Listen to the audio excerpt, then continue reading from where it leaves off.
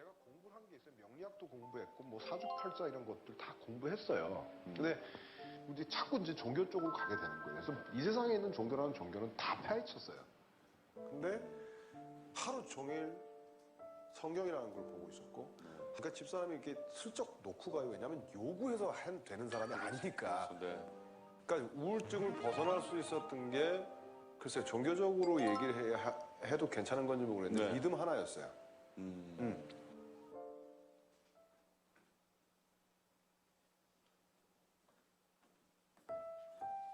예를 할렐루야. 네, 제가 참 좋아하는 가수입니다. 임재범 씨인데 이분이 굉장히 우울증으로 굉장히 오랜 시간 동안 그것을 자기 힘으로 고쳐보려고 굉장히 많이 이렇게 노력하셨더라고요. 근데 이제 잘 고쳐지지 않고, 그래서 자기 나름대로 이제 이렇게 공부라는 걸, 종교를 파헤치고 공부를 하고, 그래도 사실 잘 해결이 안 되고, 또 이제 지인들이 이렇게 저렇게 해봐라 하는 것들도 들어봤지만 역시 근본적인 문제를 해결하지 못했는데, 이제 아내가 사실은 먼저 돌아가셨어요. 이 임재범 씨보다 먼저 돌아가셨고, 이제 돌아가시기 전에 이렇게 성경책을 이렇게 딱 내민 거죠. 방에다가 들여준 거죠. 그리고 이 사람은 이제 정말 아무 생각 없이 성경을 읽었을 겁니다. 뭔가 똑같은 책이겠거니 하고 읽었는데, 읽고 또 읽고 또 읽고 하루 종일 읽다가 보니까 어느 순간에 자기 안에 있는 그런 우울증이 떠나간 것이죠. 성경은 사실 그렇고 그런 책이 아닙니다. 성경은 살아계신 하나님의 말씀입니다. 그래서 성경은 이렇게 말합니다. 우리 같이 히브리서 4장 12절의 말씀을 우리 PPT에 있는 것들을 같이 보겠습니다.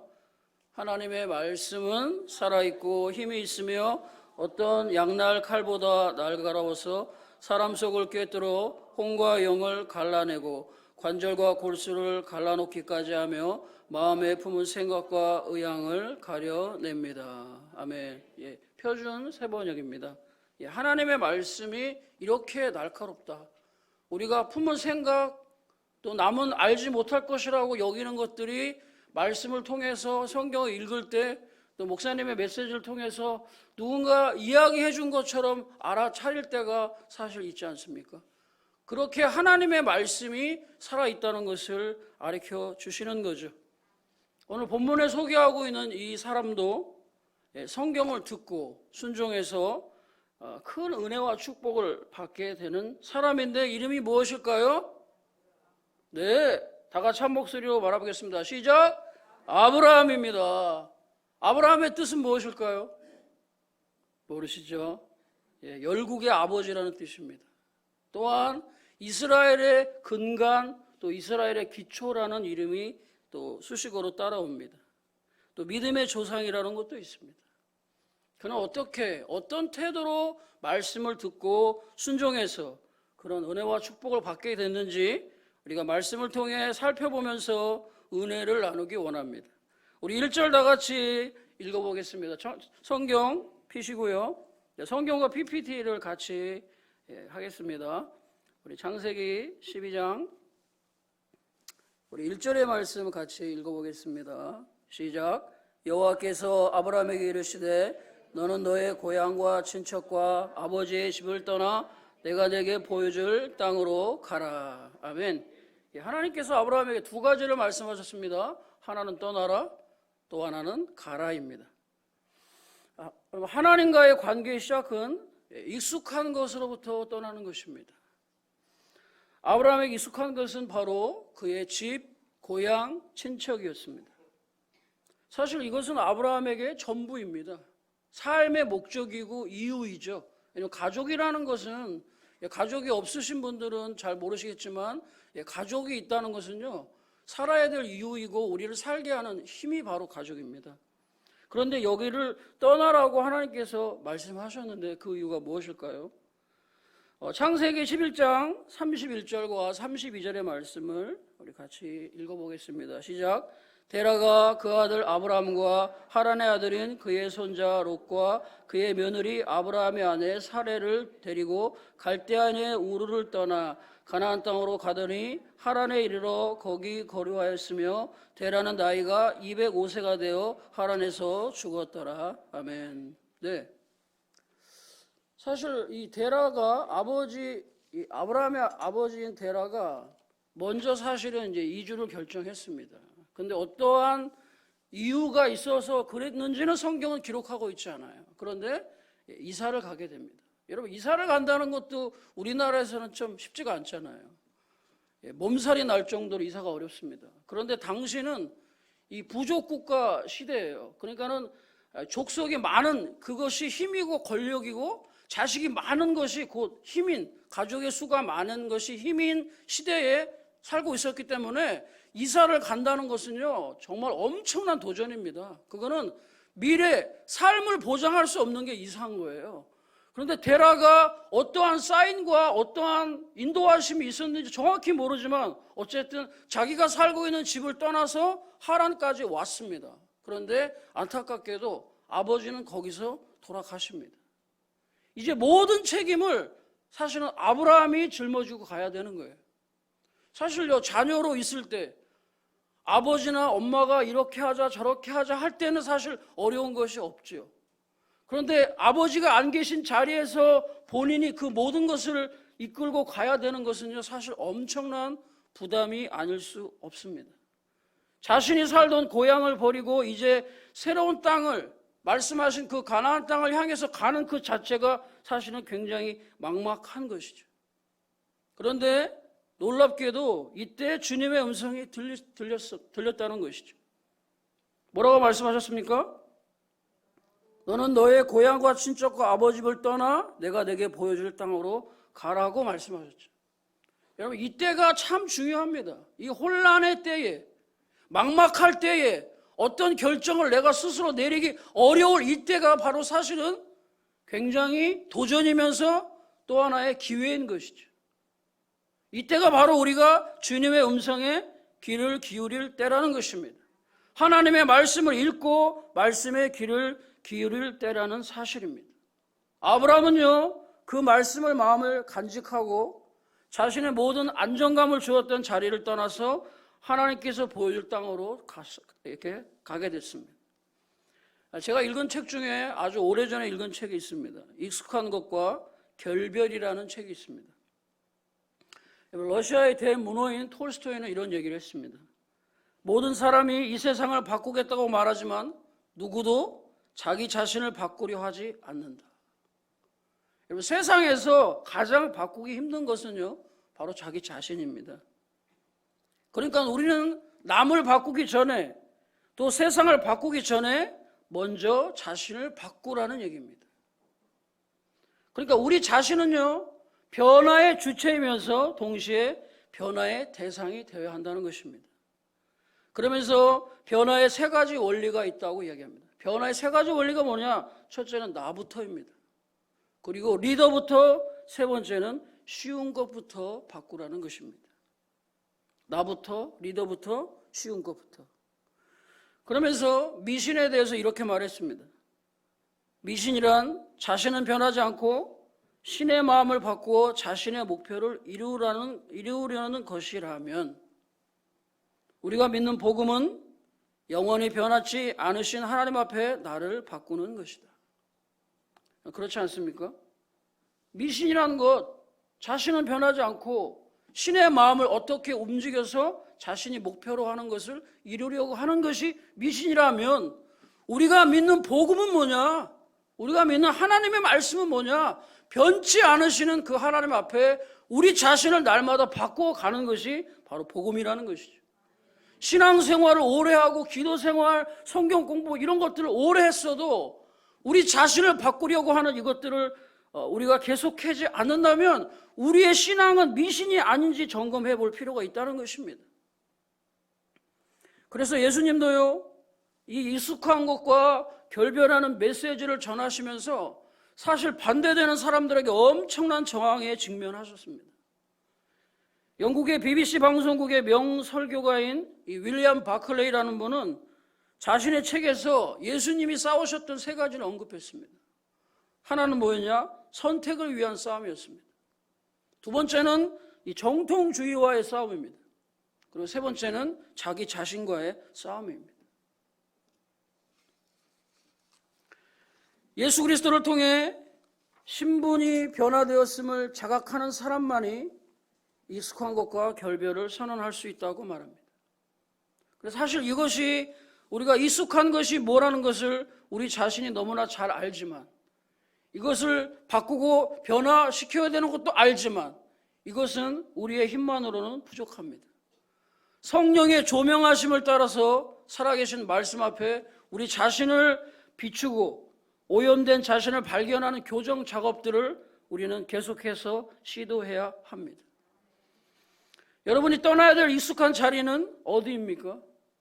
이 익숙함은 바로 습관의 다른 말이기도 합니다. 습관. 좋은 습관이 있죠. 오늘처럼 10시 50분에 나와서 예배드립니다. 전부 나와서 예배할 수 있는 이 습관. 기도하는 습관, 말씀 보는 습관, 자기 자신의 개발을 위해서 노력하는 습관 너무나 아름답습니다. 그러나 우리가 고쳐야 될 습관도 있는 것입니다. 달라져야 될 태도, 편견, 고정관념. 해보지도 않고 쉽게 포기하려는 우리의 생각들. 성령께서 오늘 말씀을 듣는 모든 분들에게 조명해 주시기를 축원합니다. 여러분, 다른 사람들을 변화시키려고 노력하지 마십시오. 변화되지 않습니다. 우리 희숙 씨가 하는 얘기입니다. 저 정범준 변화되지 않는다. 그래서 포기해버렸어요. 포기해버리니까 변화되더라고 하답니다. 포기해버리니까 변화되기 시작하더래. 여러분, 남을 변화시키는 거 쉽게 됩니까? 내 옆에 있는 남편, 아내, 자식 변화되지 않습니다. 그냥 우리 자신이 변화되면요, 알아서 변화됩니다. 제가 다이어트를 하니까요, 옆 사람들이 제일 먼저 알아보더라고요. 얼굴이 어디 갔어? 등이 하나 없어졌네? 어디 간 거야? 제가 굳이 나 살 뺐어, 얼굴 각지지 않았어 할 필요가 없어요. 다 알아봅니다, 사람들이. 우리 자신도 마찬가지인 거죠. 남 변화시키려고 애쓰지 말고 나만 하나님 앞에서 가꾸고 개발하고 변화시키면요, 옆 사람도 저절로 변화됩니다. 그렇다면 하나님께서 떠나라고 명령하신 목적이 2절과 3절에 나옵니다. 우리 같이 읽어보겠습니다. 성경 펴시고 2절 3절 같이 읽겠습니다. 시작. 내가 너로 큰 민족을 이루고 내게 복을 주어 내 이름을 창대하게 하리니 너는 복이 될지라. 너를 축복하는 자에게는 내가 복을 내리고 너를 저주하는 자에게는 내가 저주하리니 땅의 모든 족속이 너로 말미암아 복을 얻을 것이라 하신지라. 아멘. 네, 2절과 3절에서 가장 눈에 띄는 단어는 바로 복이라는 단어입니다. 이 복, 우리가 너무나 좋아하고 사모하는 거죠. 이 복이 5번 나오고 있습니다. 5번 나온다는 것은 그만큼 복이 중요하다는 것이죠. 동시에 이것은 아브라함을 향한 하나님의 기대이기도 합니다. 이 말씀 속에서 아브라함을 통해 보기를 하나님이 원하시는 계획은 아브라함 너 복이 돼, 그리고 그 복 흘려보내라는 것입니다. 어떤 복이 소개됩니까? 첫째는 이름을 창대하게 한답니다. 창대하게 한다는 것은 크게 떨친다는 것입니다. 여러분, 우리보다 앞서간 위인들을 생각해 보십시오. 세종대왕, 이순신, 에디슨, 윌리엄 캐리, 정범준. 그 이름을 기억하는 정도가 아니라 시간이 흘러도 그분들의 이름에 영향력이 계속되고 있는 것이죠. 저는 먼저 가지 않았습니다. 이렇게 살아 있습니다. 그러나 여러분, 저를 기억하게 될 겁니다. 어떤 식으로든 탁구 잘 치는 목사님, 밥 많이 퍼먹는 목사님, 뭔가 기억하게 될 것이죠. 왜 이름을 기억하는 것이 중요합니까? 그분을 생각하면 하나님을 기억하기 때문인 것이죠. 왜 세종대왕님, 예수님 안 믿으셨어요? 죄송합니다. 윌리엄 캐리, 정범준, 그리고 여러분 자신의 이름들을 왜 기억하는 것이 소중합니까? 그 이름 때문에 하나님이 기억되기 때문이죠. 그 이름이 오래도록 기억되어 복이 될 것이라는 사실입니다. 둘째는 너는 복이다 라는 것. 라고 말씀하셨습니다. 우리는 복입니다. 복 덩어리죠. 이것은 곧 우리의 정체성입니다. 너는 복된 사람이다. 성경은 이렇게 말합니다. 우리 신명기 33장 29절 같이 읽어보겠습니다. 시작. 이스라엘이여 너는 행복한 사람이로다. 여호와의 구원을 너같이 얻은 백성이 누구냐?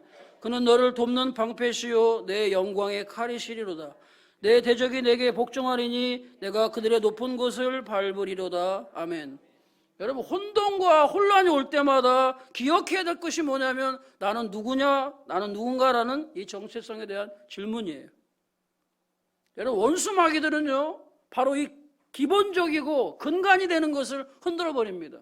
그리고 하나님마저 아무것도 할 수 없는 무능한 분으로 전락시키는 것이 바로 그의 계략인 것이죠. 여러분 기억하십시오. 내가 누구인가라는 사실입니다. 오늘 신명기 33장은 뭐라고 말합니까? 너는 행복한 사람이래요. 저희 그 집에는요, 이 엘리베이터가 있는데 엘리베이터 그 안에는 이렇게 정보를 주는 이런 스크린이 있습니다. 그 하루는 제가 이렇게 스크린을 봤는데 거기에 우리나라의 사람들의 행복 지수가 기록되어 있었어요. 한국인의 행복 지수 1위부터 32위까지인데 여러분 몇 등이었을까요? 예! 정말 그거밖에 안 돼. 미안합니다. 예, 31위였습니다. 31위 우리나라가. 예? 세계 12위인 우리나라가 경제 대국이라는 우리나라의 기준의 생각들이 나는 행복한 사람이라 생각하지 않는다는 거죠. 왜? 나는 가진 게 없으니까, 아무것도 없으니까, 내세울 것도 없으니까 이 사람과 저 사람하고 비교했을 때 나는 정말 형편없는 사람이라고 생각한다는 거죠. 그러나 성경은 그렇게 말하지 않는다는 겁니다. 성경은 우리에게 뭐라고 말해요? 너는 행복한 사람이다. 왜요? 왜 우리가 행복한 사람입니까? 하나님의 구원을 너같이 경험한 사람이 없대요. 할렐루야. 너는 행복한 사람. 왜? 하나님의 구원을 경험한대요. 여러분 아십니까? 이 구원은요 오늘만이 아닙니다. 어제도 오늘도 앞으로도 이 하나님의 구원이 계속될 것이기 때문입니다. 여러분 우리에게 이 행복을 말씀하시는 하나님은 어떤 분이시느냐? 믿음의 방패라는 겁니다. 방패. 로마 군인들이 사용했던 방패는요 이게 동그랗게 생겨서 조그만 방패예요. 근데 이 방패는 뭐냐? 우리 머리부터 발끝까지 다 차단시키고 모든 공격으로부터 우리를 방어하는, 전신을 다 방어하는 방패라는 사실입니다. 하나님이 나에게 어떤 분이냐? 구원을 말씀하시는 하나님은 어떤 분이냐? 방패 되신다는 사실입니다. 뿐만 아니라 이분은요 우리의 영광의 칼이라고 말씀하셨어요. 칼, 바로 복음인 것이죠. 복음의 칼. 예수님도요 자신의 힘과 능력으로도 얼마든지 이길 수 있지만 기록된 하나님의 말씀을 매 순간마다 적용하셨어요. 마태복음 4장 1절부터 사단의 유혹을 받으실 때 기록된 말씀으로 계속해서 공격하고 돌파해 나가셨습니다. 여러분 오늘 본문에 이 신명기 33장 29절 마지막 절에 뭐랍니까? 내 대적이 내게 복종하리니. 지금은 우리의 대적이 우리를 이긴 것 같아요. 그 대적이 우리를 밟고 있는 것 같고 그 대적 앞에 나는 너무나 무력한 존재로밖에 보이지 않는 것처럼 보입니다. 예, 그것이 사실이죠. 그러나 그것이 끝이 아니라는 겁니다. 너는 반드시 그 대적을 밟게 될 것이다. 그리고 그들의 높은 것을 밟게 될 것이라고 신명기서는 기록하고 있습니다. 그래서 시편 23편에 보면 뭐라 그러냐? 때때로 사망이 엄침한 골짜기로 다닐지라도 해를 두려워하지 않는 것은 주께서 나와 함께 하시기 때문이라. 여러분은 복덩어리입니다. 우리 자기 자신한테 말해주세요. 나는 복덩어리다. 예, 복덩어리 얼굴이 아니에요. 더 힘줘서 나는 복덩어리다. 예, 옆 사람한테 말해주세요. 당신은 복덩어리입니다. 3번씩 말하세요. 당신은 복덩어리입니다. 당신은, 예, 우리 이비스 권사의 얼굴이 복덩어리입니다. 예, 저희 팀장이시거든요. 예, 복덩어리라는 거죠. 3번째는요, 땅의 모든 족속이 너를 통해 복을 받게 될 것이라는 사실입니다. 예, PPT 보여주십시오. 여러분, 어디일까요? 멋지죠? 예, 헐몬산입니다. 이스라엘의 모든 물은 바로 저 헐몬산을 통해서 내려옵니다. 만년설이라고 해서 항상 눈이 저 위에 저렇게 있어요. 사시사철 비와 눈 상관없이 계속 물이 이렇게 흐르는데, 제가 그 바로 아래 가서 물줄기 시작되는 근원에서 물을 마셔봤습니다. 여러분, 이 물은요 이렇게 흘러서 갈릴리 호수와 요단강을 통해서 사해로 흘러갑니다. 갈릴리 호수는 바다라고 할 정도로 면적이 상당히 넓습니다. 길이만 21km, 넓이는 16km, 온 전체 둘레는 165km예요. 그런데 여기에는 정말 다양하고 많은 어종들이 살고 있습니다. 그리고 그 물줄기 다음으로 요단강은 비가 오는 때만, 우기 때만 보입니다. 그런데 저희가 갔을 때는 비가 이제 물이 많아서 많은 분들이 거기서 세례를 받고 침례를 받으셨는데, 건기 때는 보이지 않는 땅에 완전히 조그만 그런 실개천입니다. 그리고 사해 바다, 엄청나게 넓습니다. 특별한 광물이 발견돼서 세계가 주목은 하고 있지만 좀 이렇게 생물과 세균 그런 거 외에는 살 수 없어요. 하루에 이 갈릴리로부터 엄청난 양의 유황과 질소가 포함된 물이 그 사이로 쏟아지지만 해수면보다 400m 아래에 있기 때문에 물을 다른 곳으로 방출을 할 수가 없어요. 물이 들어와서 수증기가 분발하면 그냥 다 염해로 쌓입니다. 그러니까 염분이 26%가 그 사해바다의 염분의 양인 거예요. 그래서 생명이라는 것이 살 수가 없는 것이죠. 좋고 정말 풍성한 그런 성분이 들어있는 물들이 쏟아져서 들어오지만, 면적도 넓지만 아무런 생명이 살지 않는 것은 생명을 또다시 흘려보내지 않기 때문이라는 것이죠. 이것은 우리 자신을 말하는 것이죠. 우리가 갈릴리 호수처럼 요단강처럼 물을 계속 흘려보낼 것인지, 아니면 이렇게 갇혀서 생명 없는 바다로 살 것인지를 우리는 결정을 해야 됩니다. 여러분, 우리가 복을 받아야 되는 이유가 뭐냐? 먼저는 우리가 복을 받아야 되고, 그 다음에는 복을 흘려보내야 되는 것이죠. 어떤 복을 흘려보내야 되느냐? 믿는 자들을 통해서 예수 그리스도의 복음이 전해져야 되고, 그 믿지 않는 자들을 통해서 그 이름 앞에 무릎 꿇게 만들어야 되고, 또한 하나님의 통치와 다스리심이 우리의 인격과 성품을 통해 세워지는 나라, 그 하나님의 나라를 만드는 것이 곧 우리의 비전인 것입니다. 복된 삶의 기반, 그것은 말씀을 따라가는 것입니다. 우리 4절 같이 읽겠습니다. 창세기 12장 4절 시작. 이에 아브라함이 여호와의 말씀을 따라갔고 롯도 그와 함께 갔으며 아브라함이 하란을 떠날 때 75세였더라. 아멘. 히브리서 11장 8절에 아브라함에 대한 믿음을 이렇게 소개합니다. 믿음으로 아브라함은 부르심을 받을 때 순종하여 장래 유업으로 받을 땅에 나갈새 갈 바를 알지 못하고 나갔으며, 유업으로 받을 땅을 향해 나가는데 갈 바를 알지 못했다고 합니다. 갈 바를 알지 못했다. 공동번역에는 이렇게 말합니다. 사실 그는 자기가 가는 곳이 어떤 곳인지도 모르고 떠났다. 그 땅에 대한 정보가 하나도 없습니다. 표준어 성경에는요, 그런데 그는 어디로 가는지 알지 못하였지만 떠났다라고 기록합니다. 그러니까 자기가 가는 땅에 대한 정보도 없고 가는 방법도 모르는데 바보같이 말씀하시니까 그냥 갔다는 것이죠. 성경은요, 이것을 믿음이라고 말합니다. 말씀을 의지해서 떠났기 때문에, 그냥 자기가 객기로 간 것이 아니고 하나님이 말씀하셨기 때문에 거기에 간 것입니다. 여러분, 떠난다는 것이 무엇이냐? 약속이 나의 소유가 되는 시작인 것이에요. 하나님의 말씀이 나의 소유가 되는 그 시작이 뭐냐? 바로 떠나는 것입니다. 여러분, 약속이 나의 소유가 되기 위해서는 순종이 따라와야 합니다. 여러분, 많은 분들이요, 성경을 통해서 약속을, 유업을, 기업으로 받지만 길가에 뿌려진 씨앗처럼 사단에게 금세 그의 것들을 빼앗기는 이유는 즉시 순종하지 않기 때문입니다. 여러분, 약속이 나의 것 되는 것은 순종으로 반응할 때입니다. 그러면 하나님께서 그 말씀을 따라 움직이는 사람들에게 등과 빛이 되어 우리의 발걸음을 인도해 가신다는 사실입니다. 아브라함의 순종이 귀한 것은 갈 바를 알지 못하고 나왔기 때문입니다. 성경은요, 아브라함이 약속을 따라 찾아가는 과정을 자세히 기록하고 있지 않습니다. 여러분, 그냥 가라는 것이죠. 가면 길이 보인다는 사실입니다. 여호수아 14장, 여호수아 3장 14절과 16절에는 이제 이스라엘 백성들이 가나안 땅을 정복하는 그 시작점에 있습니다. 그 시작점 앞에는 뭐가 있느냐? 바로 요단강이 있습니다. 그 요단강은 지금 어떤 상태냐? 보리를 추수해야 될 시기이기 때문에 물이 강둑까지 꽉 차 있는 상태입니다. 그리고 하나님은 그곳을 그냥 가라고 말씀하셨어요.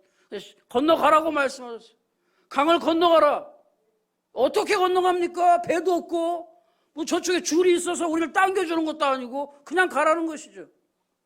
근데 여호수아는 어떻게 했느냐? 3일 동안 금식하고 나서 제사장들을 먼저 보내죠. 제사장들이요 법궤를 메고 그 정말 자살 행위가 같은 그곳을 향해서 발을 내딛습니다. 여러분, 말이 발을 내딛는 것이지 얼마나 그 물들이 시커멓겠습니까? 그 시커먼 그곳을 향해서 말씀하셨기 때문에 그 말씀을 따라서 발을 내딛는 순간 요단강이 갈라지기 시작했다는 것이죠. 여러분, 하나님이요 우리의 믿음을 성장시키기 위해서 어떻게 하시느냐? 처음에는 아주 기도의 응답을 빨리빨리 주시고 응답을 빨리빨리 주시죠. 그러나 믿음의 성장은 언제부터 시작되느냐? 우리가 순종할 때부터 시작돼요. 믿음이라는 것을 활용해서 앞으로 나가는 그 한 발짝 뛰는 것도 얼마나 어렵습니까? 우리가 이렇게 해야지 저렇게 해야지라는 수많은 계획들이 있지만 선뜻 나가지 못하는 우리를 발목을 붙잡는 그것들 앞에서 한 발자국, 거기서부터 하나님의 역사가 시작되는 것입니다. 한 발을 내딛면 또 그 한 발 내딛을 수 있는 힘을 주시죠. 또 한 발 내딛고 또 한 발 내딛고 아브라함이 그렇게 갔다는 것입니다. 여러분, 이제 여러분이 이스라엘을 가게 되실 텐데 가서 이제 사막을 이제 광야를 지나가게 될 겁니다. 버스로요 이틀 동안 광야를 빠져나갑니다. 정말 아무것도 없습니다. 밟으면요 흙을 밟으면 막 3cm, 4cm씩 푹푹 들어간 그런 땅입니다. 이제 우리는 관광을 갔으니까 거기를 계속 걸으라고 하면 이제 욕먹잖아요. 그러니까는 잠깐 내려서 여기 밟아보라고 이렇게 경험하게 시켜줍니다. 제가 그거를 딱 밟는 순간 이스라엘 역사가 쫙 펼쳐졌어요. 야, 여기서 도대체 어떻게 살았느냐는 거죠. 정말 밟으면 쑥쑥 들어가는 그런 땅에서 떼약볕이 내려치는 그 광야에서 먹을 것도 마실 물도 잠잘 것도 보장되어 있는 것이 하나도 없는 그런 곳에서 그냥 가라는 것이죠. 저 같으면 그러겠습니다. 죽으라는 겁니까? 왜 안 그렇겠어요? 아니 뭐라도 지어주고 물이라도 좀 많이 주고 가라고 하던가. 뭐 어떻게 하란 얘기 에? 라고 하지 않았겠어요? 근데 가죠. 정말 그 물이 가득한 그곳을 밟죠. 순종하고 나가니까. 예수님께서 죽어서 돌 무덤이 꽉 막혀 있는데 죽어서 냄새 난다는데도 열면은 영광을 본다니까. 무슨 생각을 하고 열었겠습니까? 뭐 대빨 큰 거를 기대했겠습니까? 아니죠. 살아나겠냐? 에? 밀고 있지만 살아나겠냐? 해도 하나님이 역사하시는 거죠.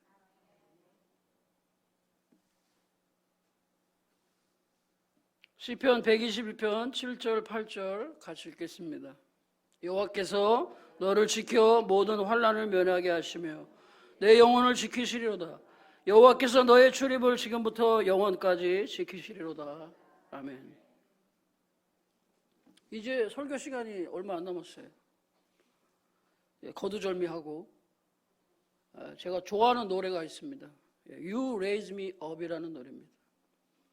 You raise me up.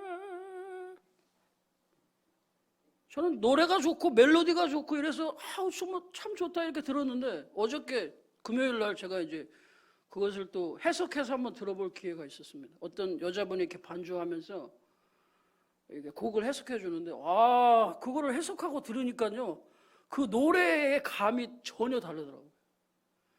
You raise me up. 누가 나를 일으키는가? 그 U가 이제 대문자로 나오는데 그 U는 뭐냐? 예, 어떤 사람일 수도 있죠. 남편일 수도 있고 아내일 수도 있고 자녀일 수도 있고 내가 정말 고마워할 그 누군가일 수도 있습니다. 저는 그 U를 말씀으로 넣어서 한번 읽어봤습니다. 내 영혼이 지치고 약해지고 괴로움이 밀려와 마음이 무거워지면 나는 가만히 침묵 속에서 기다립니다. 말씀이 다가와 내 곁에 앉을 때까지. 말씀은 나를 일으켜 산 위에 우뚝 서게 하시고 말씀은 나를 일으켜 폭풍이 있는 바다를 걷게 하시니 말씀 어깨에 기댈 때에 난 강해집니다. 말씀은 날 일으켜 보다 높은 곳까지 가게 하시네요. 말씀은 날 일으켜 내가 갈 수 있는 곳보다 더 높은 곳까지 가게 하세요. 예, 하나님의 말씀, 내가 혼돈과 어디로 가야 될지 모를 때가 있다면 여러분 성경을 집어들고 읽으십시오. 우리는 거기서부터 하나님의 길을 보기 시작합니다. 같이 기도하겠습니다.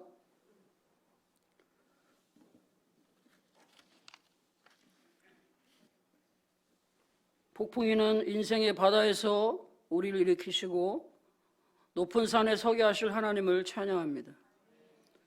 우리는 말씀을 읽고 순종하는 가운데 우리들은 주의 형상으로 변화될 것이며